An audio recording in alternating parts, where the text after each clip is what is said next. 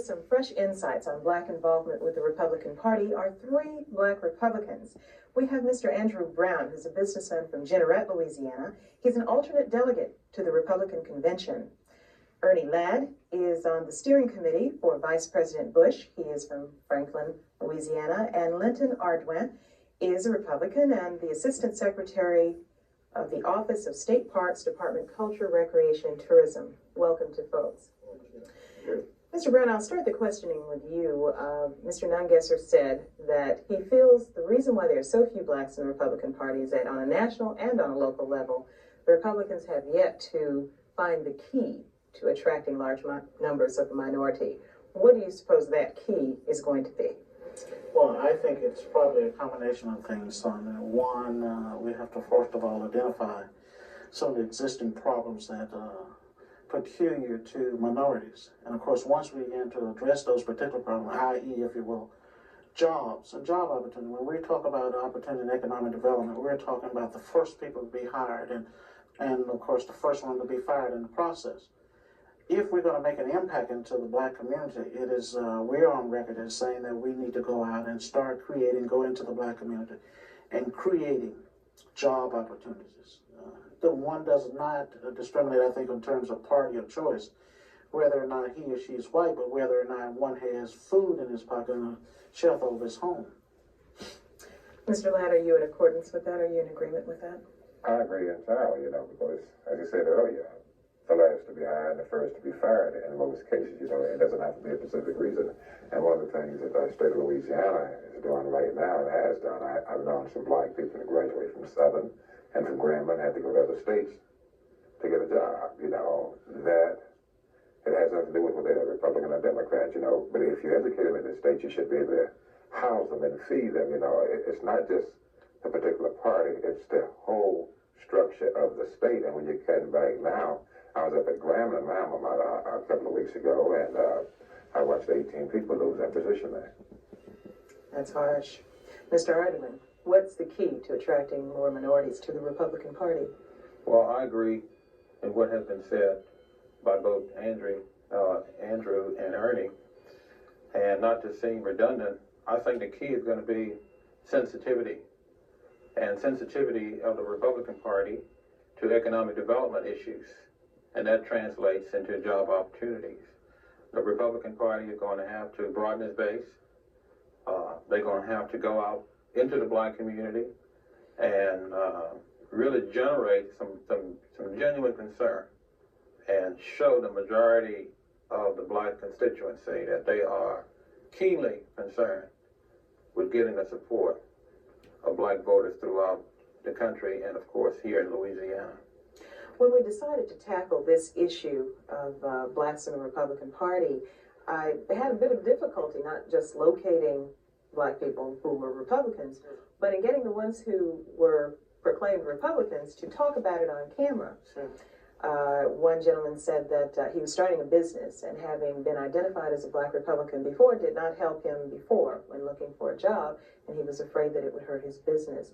Have any of you had any experience with that kind of discrimination personally because you were a Black Republican? Oh, let me respond to that. I can go back to 1979, campaigning for then candidate Dave Treen, and I went through a difficult, one of the most difficult times, I guess, in my young, at that time, political career, having so many Blacks criticize me because of the fact that I was supporting then the Republican. I think since that time, going through the experience of the Dave Treen administration, an administration that has appointed more Blacks to key level positions in the state of Louisiana, and appointments to non-traditional jobs, I think created a window of opportunity for Blacks. They see the Republican Party not necessarily as the enemy that it once was, but to some extent, you still have many of us who feel that the Republican Party, because of some of its stance on certain issues, have been anti-Black. All right, you can't deny that many Blacks view the Republican Party as elitist, conservative, and racist, if not just non-caring. What a about change in civil politics rights. that is, With your considering the involvement in public Democrats have of you found that to be 2025 true? are exactly Son, that basically way. what I've tried Talk to do, about Ted, role is that, reversal. I always use, and of course when I ran for the mayor of the city of General, I did get some concerns from my black constituents that I The was numbers don't lie. However, I laid that issue to rest by simply raising 2 or 3 questions. First of all, when do you need help? And of course, the response was now. And I followed that up by saying, who is the current president? And of course, they said Ronald Reagan. At that point, I said, I rest my case. And I think what we have to do is become politically astute in the black community so that we can start addressing, and I also go back to another. I said, okay, now there's a hurricane coming to Baton Rouge, Louisiana. There are going to be evacuation plan taking place. Are we as black people going to get on one bus? Or are we going to get on 10 buses? Because that one bus might get blown away. So we have to become politically astute, and we in the Republican Party have made, those of you that you're sitting here, have made a commitment that we too want to become what? The Jesse Jackson of the Republican Party. Now, we don't mean Jesse per se with all of his creativity and the things that he had done. We're simply saying that we must keep the door of opportunity open for our black communities, and that's what we're committed to doing. All right, Mr. Ladd, I'd like for you to comment on that. Well, first of all, I'd like to say, first of all, the black man in the southern area throughout the United States must look at the Republican Party with an open mind. When your mind is closed, then you can't see what's good for you or what's not good for you. There are a lot of things about the Republican Party that's good for a black person as well as for a white person. But if my mother and my mother's mother and her mother's mother were Democrats, and this is all I can relate back, and every time you ask, a lot of times you ask black people about, listen to what someone has to say that's productive about the Republican Party, then they give you a history first. They want to take the conversation over and monopolize it about things that's a waste of time from the Democratic Party. But you see, one philosopher said it's like a wise who said from a roost pole. The more he said, the less he heard. But the less he said, the more he heard, and the wiser he grew. If black people just close their mouths and listen and receive a message that comes to you, and I think there are a lot of good black Republican people around that can deliver a good message. And I'll admit this now, the Republican Party needs to do some things that make it more enticing for blacks to become Republicans. See, I don't need anyone to help me do bad. I can do bad all by myself. And a lot of black people can relate to that because the situation has been bad for them under the Democratic administration. It's been bad for them under the Republican administration. But who's going to go out and put the food on the table? Who's going to go out and put the new car in the garage? There are some families come from age 1 to 60 years of age and have never seen a new car in their family. There are some families eating the same food over and over. They can't change the state. But can the Republican Party do this? Did the Democratic Party, Democratic administration do the proper plan in the state of Louisiana to make the state of Louisiana as progressive as it should have been? There are 3 states that are eating right now. I think Texas, Oklahoma, and Louisiana. The other part of this great United States are doing great under a Republican administration. So everything can't be bad about the Republican Party. Now, I'll say one thing about the governor. I personally believe the governor of the state of Louisiana is going to do the best job that's been done in this state in some time. I'm not talking about the past administration, but I just think the cutback, different people put in their own program.